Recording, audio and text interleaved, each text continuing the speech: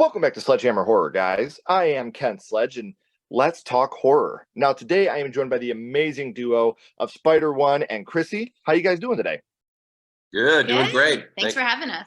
Yeah, I am the show. super excited to have you guys. Spider-One, I've been a huge fan of yours for a very, very long time. Obviously, growing up in the industrial nu metal scene is something I was always a huge fan of what you guys did. But before we talk about why we're here, I would like for the people that don't know you to get to know you a little bit. KRSY appeared in films like Underworld Evolution, In the Land of Women, and also in Allegoria. Now, Allegoria is something I want to touch on real quick. Was this the first thing you guys worked on together as a team? No, not really. That was the first feature that we did together, but we have worked. Well, that's not true either, because we had two other. Oh, that's true. Yeah, we've been doing this a while. Well, we started out, I guess I was going to go back to the beginning, which was we really started working together on music videos, right? So we did a bunch of music videos together, helping each other out with our bands. And yeah, that led to going, hey, maybe we could make some movies here. And we started working on some short films and producing things together. But Allegoria was the first one where you acted and I directed, right? No, other than the short film. Yeah. You take over. I can't remember anything. So the actual One Fox first two features I directed and wrote, Spider produced. So we did those together first. Frank was the first one and I Live Alone was the second one. And then, and amongst doing shorts, of course. And then Allegoria came. And that was the first one that Spider wrote and directed. So that was his debut feature. And then I acted in that one. And then Bury the Bride is the first one that we've released that we wrote together. And then Spider directed and I acted in. So we've kind of slowly more and more and more until. Yeah, we'll get you a flow chart of all those. Yeah. Yeah. Allegoria was a huge hit. You know, it seemed like out of nowhere. And then it was just, that's all everybody was talking about was Allegoria. And the same thing with Bury the Bride, because my good friend, Gory Bits, he was like, dude, you got to watch this film. And then after I watched it, I had a lot of people hitting me up like, bro, have you seen Bury the Bride yet? Have you seen Bury the Bride yet? And if you guys haven't seen it, I do have the Tubi link down in the description. So as well as their social media links. So you can follow them on social media if you're not already. And also so you could check out Bury the Bride. Now, I don't want to get spoilery here because the film is fairly new. Obviously, just came out this month. Yeah. But it is a twist on a genre that we've all been fans of growing up, and it hints at it until it just comes up and punches you in the face. And sometimes you got to bury the bourbon and bury the bride. So, what was the writing and filming process like of Bury the Bride for you guys? Well, it initially started. Do you want me to go all the way back to when we wrote the script? Oh yeah, I want to. Okay. So when it was really random actually, because we were working on other things, focusing on that, and I had this weird idea one day when I was in the shower about this bachelorette party that's one location, all these girls, and then the husband is kind of this unknown guy, and then him and all his friends show up. But that was pretty much it. Like there wasn't really much more than that. It was just a seed of an idea.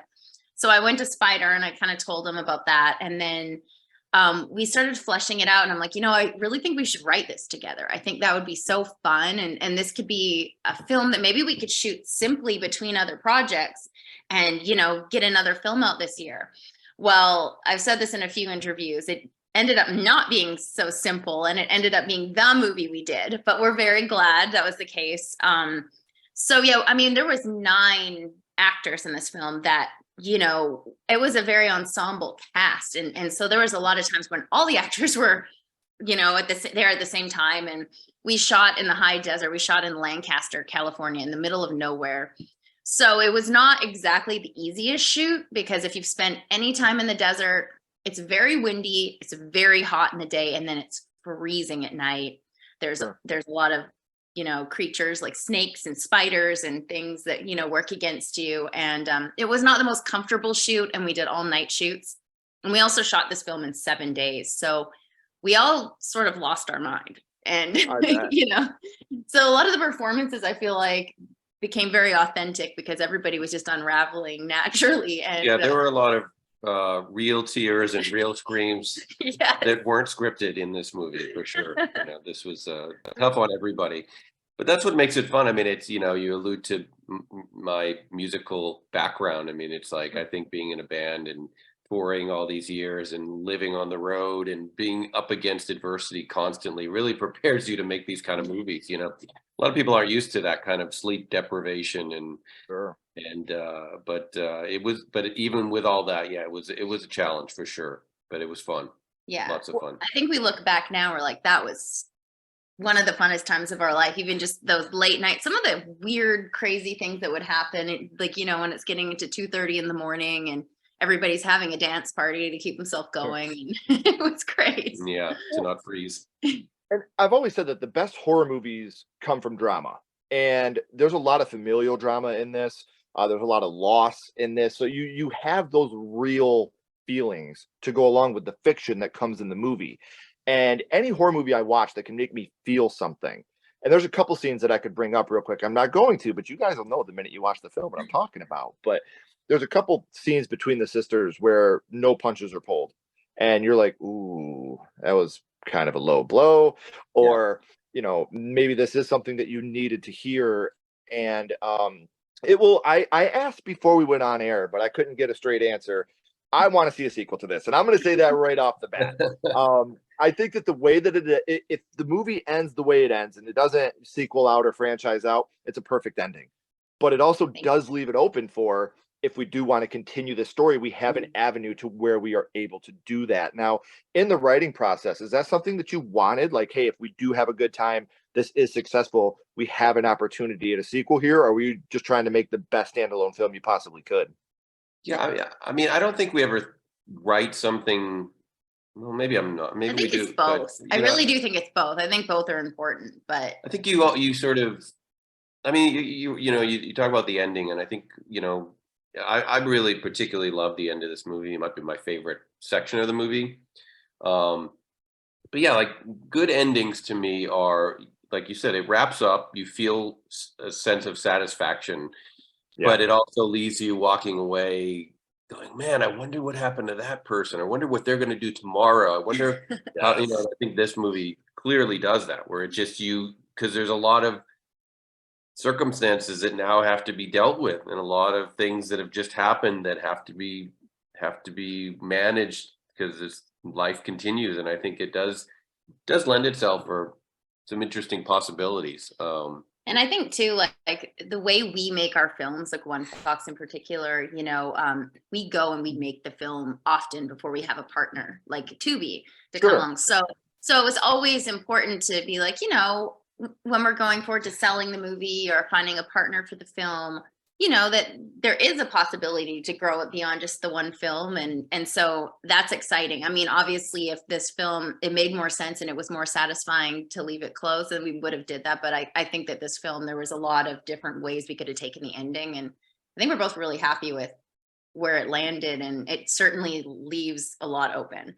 I've been getting a lot of texts from people saying franchise. Yeah. Well, because there's so many characters too, you know, and because we're dealing in a, you know, not to give anything away, but we're dealing with some elements of supernatural things here. Anything is possible, right? So people you think maybe aren't around anymore could still be around. People that, you know, so that's the fun part about dealing in this world too, is that, you know, as much as you like to set up some sort of parameters and rules, there really are no rules. You can just make up stuff and make it happen, you know? Yeah. Well, and there's a certain line of dialogue that tells you how to make a sequel happen in the film. And again, I don't want to talk about it, but when I'm hearing this dialogue, I'm like, what have we here? You know, and that's what I think is brilliant writing. When you can sprinkle in these things to where, if you're paying a lot of attention, you can see where things are getting built to. But if you're just watching it, having a good time, you don't have to focus on these things. You can just go right along with, like I said, it's a one story, it's an A to a B, and then it's done. And this film works that way. But if it does get continued on, I'm very excited to see the possibilities, because there's so many different possibilities that this road can go on. It's not like it's okay, well, we're here. Well, we left this person hanging off a cliff, so we know we got to pull them back up to start the sequel. You know, there's so many different directions you could go to start another film. Now, we talked a little bit about you, KRSY. For the people that don't know Spider, he did attend the School of Museum of Fine Arts in Boston. for a short time before he dropped out to pursue his music career. He was the lead man in Power Man 5000, which is super dope that I'm sitting here talking to you right now. I just got to throw that out there. Like, that's fucking insanity to me. You know, you've released 7 albums, enjoyed platinum sales success. And I'm going to ask you the question that, you know, probably shouldn't be asked, but you got a gun to your head, Spider. You got to be a director from now on or a musician from now on. What would your choice be?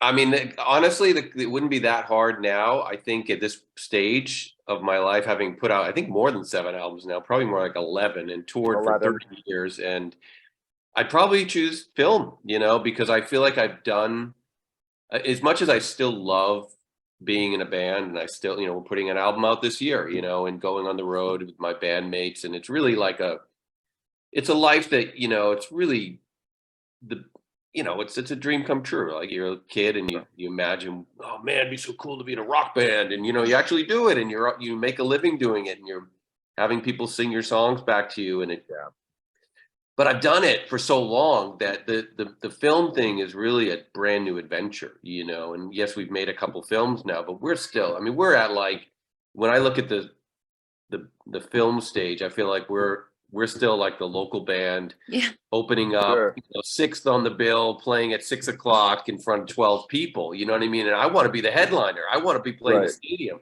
So that's the road we're on. That's the adventure we've laid out for us in this film thing. So, you know, that to me is really exciting, to have all these challenges ahead, and getting better each time, and figuring out what you did wrong. And, you know, we draw a lot of times when we talk about movies and we talk about how we do these things, it really is a lot of musical references, a lot of, like, you know, parallels to succeeding in music. It's about communicating with people.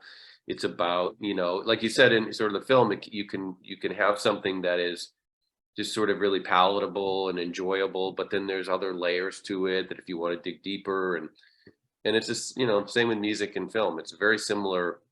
It's just the process of making a movie it's not as immediate, you know, playing a show, or you got that immediate feedback. Yeah, it's immediate response, and so you kind of know where you are. But with a movie, it's a process. It's a much slower, even though we work really quickly. Yeah, it's still a slow process, you know. Well, I will say this: if I went to a show and One Fox Productions was the opening band, and the first 2 songs that they played for me were Allegoria and Bury the Bride, the rest of the bill is going to have a hard time living up to that. So you're definitely heading in the right direction, man. Like, you've released 2 singles so far, and both of them are top 10 to me. So I'm very excited to see where One Fox goes from here, because I know that, you know, I've played music for a very long time. You know, I've been in a couple different films, and I know that you never want to get stagnant. You know, you're never in there writing a song and you're like, we can just, you know, let's do a filler song right now. That's never your intention. You're always wanting to one up the thing you just did, whether it's a song, whether it's an album, whether it's a movie. You always, I don't want to do the same thing again. Let's do that, but let's do it better. And let's make it better this go around. What can we do from our learning experience to make the next one even better? So, like I said, when the first 2 things I've seen from you guys are Allegoria and Bury the Bride, my expectations are sky high. I'm so excited to see where this train goes, man. I appreciate it. Yeah, we are too. I mean, we're you know, we're already in pre-production for the next film. We're going to shoot in June. So we are fully addicted to filmmaking. And it's just like the second we finish one, we're like, all right, what's next? And, you know, we start. Congratulations, man. Oh, I got a cat. This is That's all right. If Kitty wants to talk about their first horror movie, I'd be down with that too. Yeah. She's got some stories. She is a horror. Well, I do want to say, I said this a little bit ago, guys, but I want to say it again. Spider just said it. They're already in production on their next project. So if you want to stay up to date on everything they have coming up here in the future, you can follow them on social media.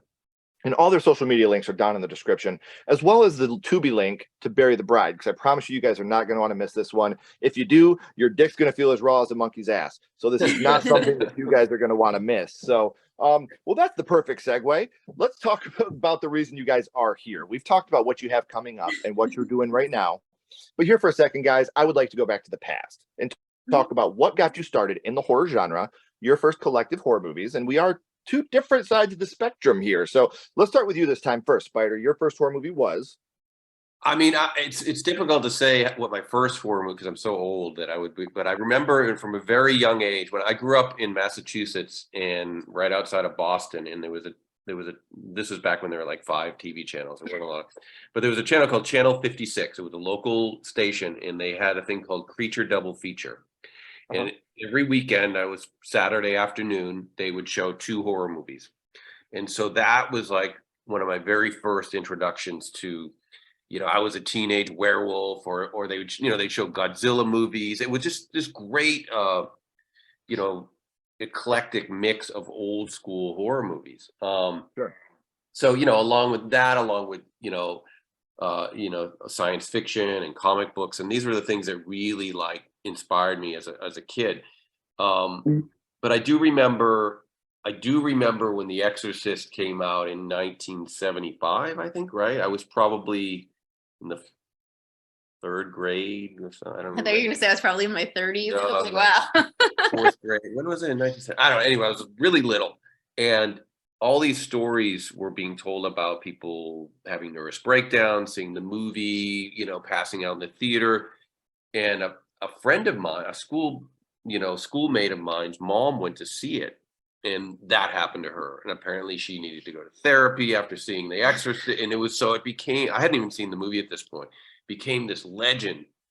And I remember being terrified just by the TV commercials and the radio ads that would come on. And I couldn't even look at the TV, or I'd turn the radio off.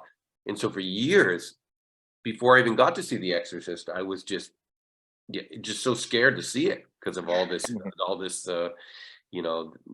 this hype that was around it. And it didn't disappoint when I finally did see it. It was terrifying, and I love that movie.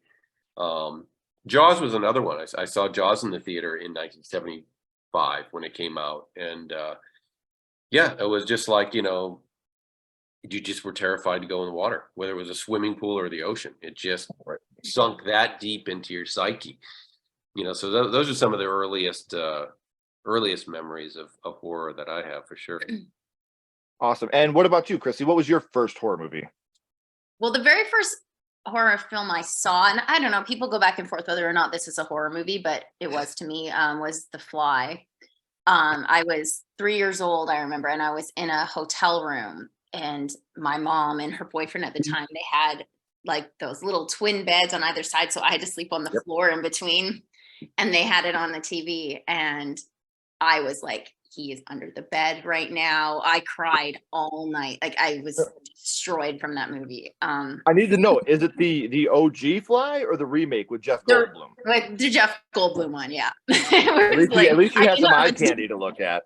Yeah, exactly. And it took me a long time till Jurassic Park probably to forgive him. And then I would say, though, the first being conscious that it's a horror movie, but also being a really little kid, was the Texas Chainsaw Massacre. And I remember watching it and knowing I should not be watching it. And I was just so traumatized and so horrified. But then it ended and I was like, I want to watch that again. Like, I had the bug immediately. And that was the moment I knew I loved horror movies. And and as I got older, like, they're the couple standouts for me were like Scream and The Craft, because of my age, it was like they formed who I was as as a teenager. So yeah, I mean, but definitely the Texas Chainsaw Massacre it's still hard to watch. It is. And it's funny because I just had this, I don't want to say argument, but a conversation the other day about how I firmly believe that the OG Texas Chainsaw Massacre is not a slasher film. They go to Leatherface's house. Leatherface, he's not out actively searching for them. He's somebody with mental illness that has been trained into this. And like I said, they go into his house. I'm gonna stand my ground. You know what I'm saying? Like, this is my place. But it's a very artsy film. There's a lot of amazing shots throughout that movie that I think are just super important. And when we're talking about The Exorcist, Spider, it's funny you say that, because my parents owned a mom and pop video store growing up called Downtown Video. So I was around, film all the time. And The Exorcist was the only movie my mom ever shut off halfway through and was like, nope, we're not doing this. That's enough. So it always had that stigma around it to me, because I had a young mom. My mom was 18 when I was born. So, she was young. She wanted to be cool. She was the one that showed me like Freddy, Jason, Chucky. She got me into all the, the main horror slasher franchises. And then we watched this movie, and she's like, nope, go to bed. This is too much. So I was like, God, I got to watch this. And I remember like a couple weeks later, I snuck it home from the store and I watched it. And I was like, ooh, I didn't have to watch that. That was a little too much. I now see why she set it off. So even now when you watch it, it's shocking. Some of this, I mean, and that is a testament to the films of the 70s that there, there's something crazy about the 70s. We were recently watching this Brooke Shields documentary called like her, and just how anything goes in the 70s, man. People were not shocked by, I mean, I don't want to say they weren't shocked, but there seemed to be no like limitation on subject matter, right, which is pretty remarkable. And that's why you get so many of the best horror movies and movies in general are from the 70s, because they were so, everybody was like an anti-hero, and they were just so radical in their approach that you don't see that anymore. Nothing even close. So yeah, I definitely have a fondness for that whole time period. Well, and especially when you can do something like The Exorcist does for me, like when I watched this as a little boy, it terrified me because I'm watching, this little girl that's my peer at that time, what she's going through. As a little boy, I'm like, she's a fucking demon. Burn the house down. End the movie. Cut. We're done. I'm 37 now. I have 2 daughters, and now I watch it through a completely different scope. That's my little girl. One of the scariest and saddest scenes in that whole movie to me is when Reagan's stomach is exposed, and you see "Help Me" written on her stomach. And at that point, she's still in there. Like, my little girl is still in there, and I got to do whatever I can to help my little girl. And that's a scene that really, really affects me. But we're not here to talk about me. We're talking about you guys. So, Spider, I would like to know, which scene from The Exorcist would you say affected you the most? Yeah, I mean, I was going to mention sort of off of what you were just saying, and it's not necessarily a particular scene, but it's just a thematic thing in that movie and in other movies of that time period, is that, in the 80s, when we went through the Friday the 13th and Nightmare on Elm Street phases, all the people in peril were dumb teenagers for the most part, who seemed like, well, yeah, they're stupid and that's what they deserve. But movies like The Exorcist and Rosemary's Baby and a bunch of others were what made them scary to me. Jaws as well, is that the people in peril were competent adults. These are the people that you would turn to for help, and they have no fucking idea what to do. And they can't protect this little girl. And so that, just as a general concept, I think is really powerful, that, and what makes it scary, especially if you're a kid watching these movies. Well, those are the people that should be taking care of us, but they can't do anything about it. I think that's for The Exorcist in particular, I always struck me as a big part of the horror of it, was these helpless adults, Right. Well, especially the priests, the right hand of God, and they're losing this battle right now. Those are the ones that are supposed to win. Like, that's the highest power. How can that lose? Like, I totally get what you're saying there. Yeah. And I don't want to say that, Texas Chainsaw isn't effective, because I still feel like to this day, it's one of my favorite films of all time. It's one of those movies that you watch it and you feel like you need a shower. Like, it's just the way it's shot is so gritty and dirty. And I mean, the dinner scene alone, everybody calls Jamie Lee the Scream Queen, and no disrespect to you, Mrs. Curtis, because you are beautiful, and I would love for you to bake me cookies sometime. But Sally Hardesty was the Scream Queen. Marilyn Burns, like that whole dinner scene where she's screaming the whole time, and it's 100 degrees, the meat is rotting, Gunner's getting up to throw up because of the smell, and she is still going. Which scene would you say it was that affected you the most, Chrissy? Yeah, I mean, it's funny. Well, definitely, I agree with you on that. Just the scene where they're trying to get Grandpa to kill her, and they're trying to get him to hold what was it, like a mallet or a sledgehammer, and then when he starts sucking on her finger, like, that was the point where I was just like sliding down the couch.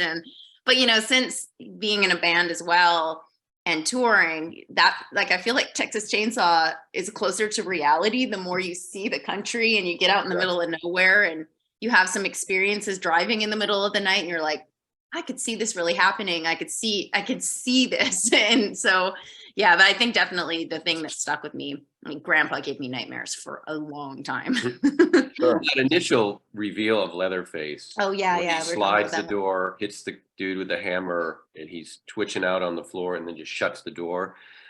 To me, that was always the scariest part, because Mhm. it wasn't, you know, the reason why a film like that works so well is because there's no trickery, there's no fancy camera moves, so you feel like you're in it. It has a very docu Yeah. style.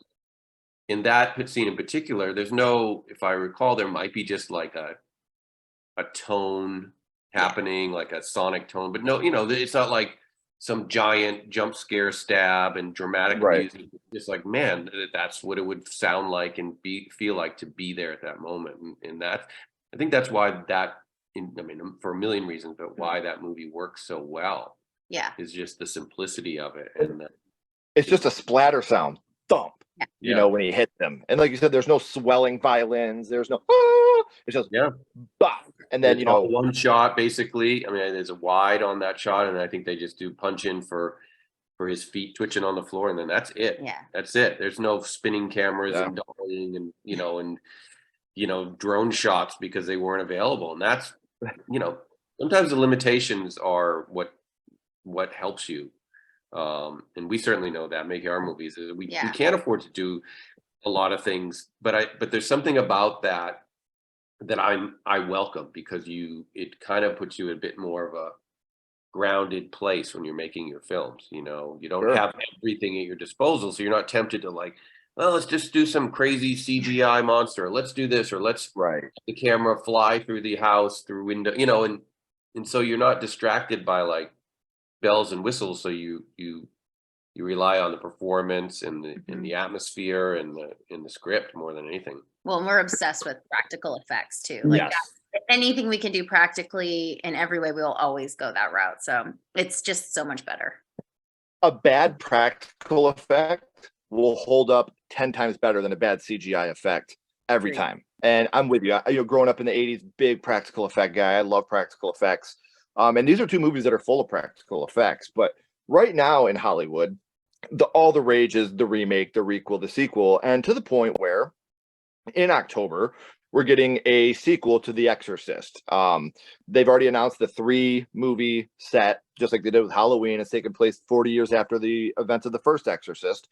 Spider, with The Exorcist being your first horror movie, are you excited for The Exorcist reboot, or is this one of the things where you kind of wish they'd leave it alone?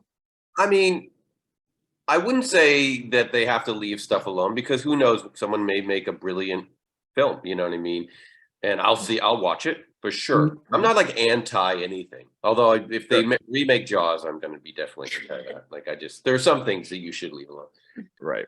Sequels, prequels, like I'm all for it if it's done correctly. And it's hard to do though, but I understand the business model behind it. You know what I mean? Well, I think the Evil Dead, they've done a really good job. I think both of them were, really fun, and exactly what, if you love the Evil Dead, you should go in and expect. Yeah. And, we loved the new one. We thought it was so much fun.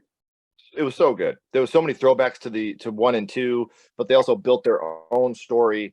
I thought that was fantastic. And Texas Chainsaw has had its fair share of already remakes, requel, sequels. Are you a fan of those, Chrissy, or the original still just your end all be The all? original is my top, but there was a few of them that I was like, okay, yeah, I enjoyed them a lot, and I wanted to see more of Leatherface, so that was exciting. But no, I haven't seen a film in general I don't know, ever since the Texas Chainsaw Massacre that made me feel like that, and made me feel like I was in there, and it was like a documentary. Like I was like, this is really happening, except it's much more beautifully shot, and it was just, yeah, I don't know. I don't know if you could ever live up to the first one, because again, it goes back to that time too, and the way you made films, like nothing was off limits, and they just went for it. Sure. Well, usually my buddy Ghostface is here with me, but they did just announce Scream 7. So Ghostface, he's out and he's getting ready to film. So I have to do this on my own now. He usually comes up and he asks my guest a question, but he gave me permission to do it today. Okay. What's your favorite scary movie? So we'll start with you this time, Chrissy. What is your favorite horror movie of all time? Well, not to just keep repeating myself, but I think if you ask me that across the board, it still is Texas Chainsaw because it was so influential. But the other two that I always say that are probably equal for me because of the way they form was the original Scream for sure, and The Craft, which, you know, some people say that's not a horror movie, but I think it's a horror movie. And Witches I was and just kind of Possession. It's totally horror. yeah. And you know, it was at that time in my age, I was, you know, I was like a really young girl trying to figure out, and I was always like a little like a little like off, and you know, people like, oh, you should be a cheerleader, and I'm like, no, I'm you know, Or I I'm shouldn't. harder than that. So yeah, when I saw that, and I was like, those are the girls I'd want to hang out with. That like that's my so yeah. I would say those are my top three. I can't really pick. Yeah. Sure. Well, how about you, Spider? What would you say your favorite horror movie is? Yeah, again, it's, you know, disclaimer, it's really hard to pick one because there Right. are different movies for different reasons and different subgenres and all that stuff in you know, movies that had a huge influence on you growing up. I mean, but again, back to if there's a gun to your head, you know, I guess I would probably say The Shining is my favorite because it sort of delivers all the things not only that I love about horror, but about movies in general. You know, you know, amazing performances, incredible tone. I mean, I'm a huge Kubrick fan anyway, so all that what that brings to a film, all the layers and the pacing, and so yeah, I think I mean, you know, I could probably argue myself out of that answer, but just I would. That's what I'm going to say, and I'm sticking to it. Sure. Oh, one other one. Can I add a fourth? The Strangers. Like, I'm sorry, but that movie, I went to the theater alone and saw that, and then had to go home alone. And Such it was a good movie. the most. I was so traumatized, but I've watched that movie about 100 times. Yeah. One of the scariest lines in all of horror history. You know, why are you doing this? Because you were home. Like, there's no reason. We don't have some epic. We're not trying to rob you. You didn't do us wrong. You were here. Wrong place, wrong time, man. Like, so I've had an amazing time talking to you guys. Learning how horror started for you, learning about some of the things you guys have done, and learning about some of the things you're going to be doing. But before I let you go, we always end with the same question. I'll start with you this time, Spider One. We're going back to The Exorcist, and what we're doing here is we're ranking this movie on a skull count. Now, we're not ranking it on acting, production, score, direction. You know, we're not being critics right now. What we're doing here is strictly ranking this movie on how much it affected you on your first viewing. So 0 skulls being not effective, 5 being extremely effective. You can use half and quarter skulls anywhere in the middle. Spider One, what would your ranking of The Exorcist be? I would say a 5 skull before I even saw it, and a 4.5 when I saw it, because I had grown up a little bit, so I wasn't, you know. Well, you'd built it up so much in your head, Right. I mean, You could have never lived up to expectation. For me, and its effect and its cultural effect and stuff, it's definitely about as high as you can get. It still holds up too. We watch it all the time still. It's like, it's amazing. Well, what about you, Chrissy? What would you say about Texas Chainsaw Massacre? 5 skulls. It's no question. There's still nothing that compares to it. Right. And I agree with you. And like I said, I love both these movies for completely different reasons. They're on completely different ends of the spectrum for me of horror, but that's what's so amazing about the genre. Now, we are at the end of the third act, guys. The curtain's about to drop and the credits are about to roll. But before that happens, I do want to remind you to follow Spider One and Chrissy. All their social media links are down here in the description. Make sure you're checking out Bury the Bride. You're not going to want to miss this. We had an amazing time watching it. There's going to be moments where you laugh. There's going to be moments where you feel, and there's going to be moments where you're scared. Is there anything else you want in a horror movie? So make sure you're checking that out. Guys, please don't go anywhere. I got a couple more questions for you. Everybody else, if you haven't already, please like and subscribe. It helps the channel more than you know. And make sure you follow Sledgehammer Horror on social media. All our links are in the description as well. And until next time, keep talking horror, stay what you are, and we'll see you guys soon.